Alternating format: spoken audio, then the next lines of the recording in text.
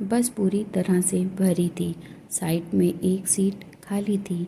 मेरी नज़र उस सीट पर रुक गई। हैरानी हुई कि कैसे वह सीट लोगों की नज़रों से बच गई। मुझे लगा कुदरत मेहरबान है, वरना इस वक्त बस में जगह मिलना यानी लॉटरी लगना। सुबह 7 से 10 पूरा शहर सड़कों पर होता है या बस में ही यात्रा कर रहा होता है। दिन के भर की भी जगह नहीं होती है। एक दूसरे को धक्का देते हुए लोग कुछ दूसरे का पाँव कचरते हुए आगे बढ़ते रहते। पसीने से भीगे हुए कपड़े और थक के पस्त हुए चेहरे वाली लोगों को देखकर मैं हैरान रह जाती हूँ। मुझे चिढ़ होने लगी थी। कोई ज़िंदगी है। काश एक स्कूटी होती तो रोज़ रोज़ इन सब का सामना न करना पड़ता। क्या किस्मत है एक टीचर की। हर साल ना जाने कितने बच्चों की ज़िंदगी बदलती हूँ और खुद उसी एक जगह पर वहीं की वहीं, सारे सपने वहीं के वहीं। मैं लोगों से टकराती बच बचाकर निकलती हुई उस खाली सीट तक पहुंच गई। जैसे ही उस सीट पर बैठने लगी तो उस सीट की खाली होने की वजह मिल गई। सीट की रैक्सीन फटी हुई थी। अंदर का स्प्रिंग बाहर की तरफ निकला था। मेरे दिमाग की घंटी बज गई। अब इतनी दूर तक बच बचाकर लोगों को चीरते हुए उस सीट तक पहुंची हूँ ही थी तो उस सीट पर बैठना तो था ही। मैं उस सीट की स्प्रिंग और फोम अंदर करने लगी तो मुझे उसमें एक लिफाफा मिला। या क्या है, किसका है, मैं सोचने लगी और उस लिफाफे में देखा तो हैरान रह गई। उसके अंदर गुलाबी गुलाबी 2000 के नोट थे। मैं डर गई और लिफाफा छुपा लिया और इधर उधर देखने लगी। किसी की नज़रें खुद पर नहीं आती हुई दिखी तो सुकून मिला। आजकल कौन किस पर ध्यान देता है। पहली बार इस दौड़ भाग की ज़िंदगी में मुझे अच्छा महसूस हुआ। मैंने अनुमान लगाया कुल 100 नोट के आसपास तो होंगे ही, यानी 2 लाख। मैं अंदर ही अंदर खुश और नर्वस दोनों होने लगी। मुझे अपनी लॉटरी निकलती हुई नज़र आने लगी।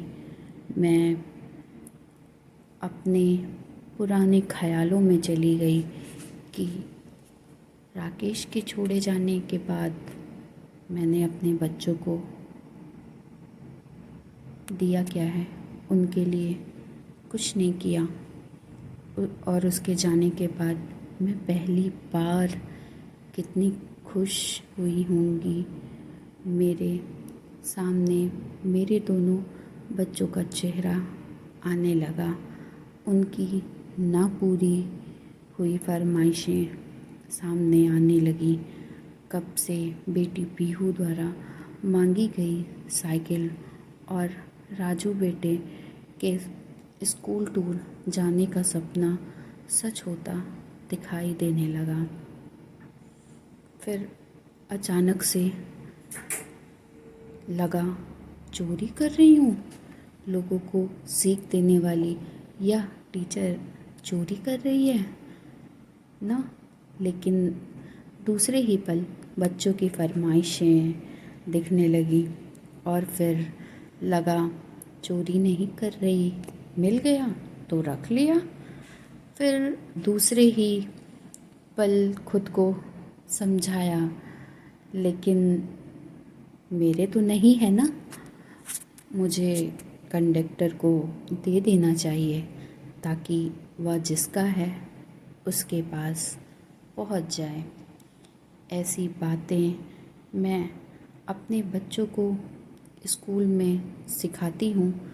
फिर लगा भाड़ में जाए उसूल रसूल, मेरा मन पूरी तरह हिलने डुलने लगा। कुछ देर खुद से जद्दोजहद करने के बाद मैंने लिफाफा अपने बैग में रख लिया। बच्चों के हंसते हुए चेहरे सामने दिखाई देने लगे। अचानक एक परेशान आवाज़ सुनकर मैं सपनों की दुनिया से सच की दुनिया में वापस आ गई। एक बुज़ुर्ग अंकल सबसे लिफाफे के बारे में पूछ रहे थे। क्यों बेटा, यहाँ एक लिफाफा देखा है क्या? वह बुज़ुर्ग अंकल बहुत परेशान थे। मैं बिना कुछ बोले वहाँ से उठ गई। वह सब तरफ उस लिफाफे को ढूंढने लगे। फिर मुझसे बोले, अस्पताल जा रहा था, तभी मुझसे छूट गया। अभी कुछ समय पहले मैं इसी सीट पर बैठा था, तभी मेरा स्टॉपेज आ गया।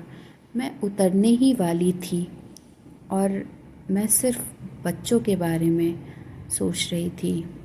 उनकी फरमाइशें पूरे करने के चक्कर में मैं खुश होने लगी। तभी अंकल परेशान आवाज़ में बोलने लगे, मैं आ रहा हूँ मेरे बेटे, मैं तुझे कुछ नहीं होने दूँगा। मैं रुक गई और अंकल को अपने बैग से वह लिफाफा निकाल कर पकड़ाते हुए बोला, अंकल आप इसे ढूंढ रहे हैं क्या? बच्चों को दिए वादे पूरे न होने की तकलीफ़ मुझसे ज़्यादा भला कौन जानता था। मैंने वह लिफाफा उन्हें दिया और उतरने ही लगी कि उन्होंने मुझे गले से लगा लिया और बोला, बेटी तुमने मुझे मेरी ज़िंदगी वापस कर दी, तुम हमेशा खुश रहो। थैंक यू, तुम्हारी वजह से मेरे बेटे की जान बच जाएगी।